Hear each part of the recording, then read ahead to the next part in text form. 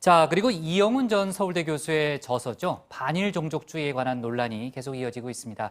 일본군 위안부 피해자인 이용수 할머니가 오늘 한마디 하셨더라고요. 예. 국장 혹시 그 책 보신 적 있으신가요? 아니, 보진 않았어요. 아직 읽진 않았어요. 예. 네. 이영훈 전 교수 주장부터 먼저 좀 정리를 해드리겠습니다. 지난 16일에 자신이 운영하는 유튜브에 나와서 이런 얘기를 했습니다. 그러니까 일본군 위안소 근무자 일기 등등 각종 사료를 본인이 책을 쓰면서 종합을 해본 결과 위안소 여성들이 폐업 권리를 보유했다는 사실을 확인했다.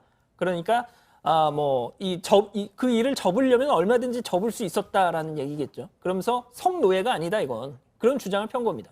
또 일본군 위안부의 원류는 조선시대의 기생제이고 이 제도는 해방 이후에 민간 위안부, 한국군 위안부, 미군 위안부 형태로 계속 존속했는데 이들 위안부가 일본군 위안부보다 훨씬 참혹했다. 이런 주장을 편 거죠. 이용수 할머니는 내가 산증인이다. 사과를 요구하셨네요. 네, 그렇습니다. 책을 다 거두고 국민 앞에 무릎 꿇고 사죄하지 않으면 그냥 둘 수 없다라고 하면서 격한 감정을 드러내셨습니다. 직접 들어보시죠. 지 눈으로 봤을까? 지 눈으로 보고 끌려갔는데 가봤는가? 내가 끌려가서 대만 신주 가미가제 끌려가서 당한 나로서 눈으로 보이나?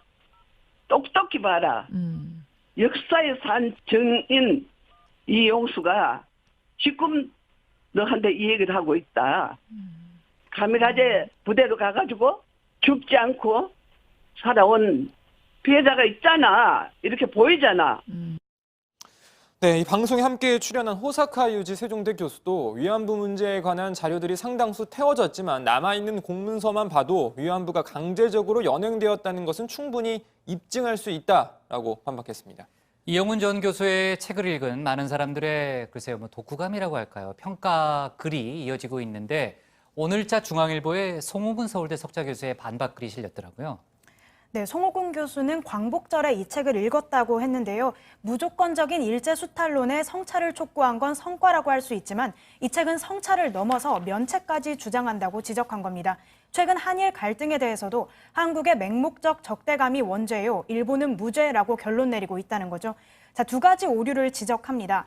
사료의 편파 선택, 또 일부러 전체를 왜곡하는 성급한 일반화의 오류, 이렇게 지적을 했는데요. 일례로 징용자들은 선진국 일본에 돈을 벌러 간 사람이었다는 주장이 정말 맞다면 해방 후 부산항에는 돈을 번 기환자가 가득해야 했지만 실상은 그렇지 않았다는 겁니다. 그러니까요. 일례로 군함도에 끌려간 조선인 강제징용자들이 탈출을 시도하다 정말 많은 사람들이 익사했다는 그런 얘기도 있잖아요. 네.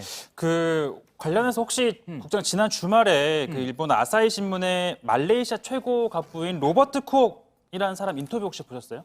보지는 못했고 저기 샹그릴라 호텔 오너 아니에요? 네, 맞습니다. 샹그릴라 호텔 오너이죠. 이 말레이시아의 최고 갑부 재산이 15조 원에 아니, 박현주 반장 앞에서 영어를 하겠다는 얘기예요, 지금? 아니, 너무 좀 의식을 하다 보니까 제가 영어를 하려고 그런 게 아니라 욕을 하려고 그랬던 것 같아요. 약간 그런 욕 같습니다. 느낌이 이상해요. 네, 아무튼 다들 잘 아시는 그 샹그릴라 호텔 오너죠.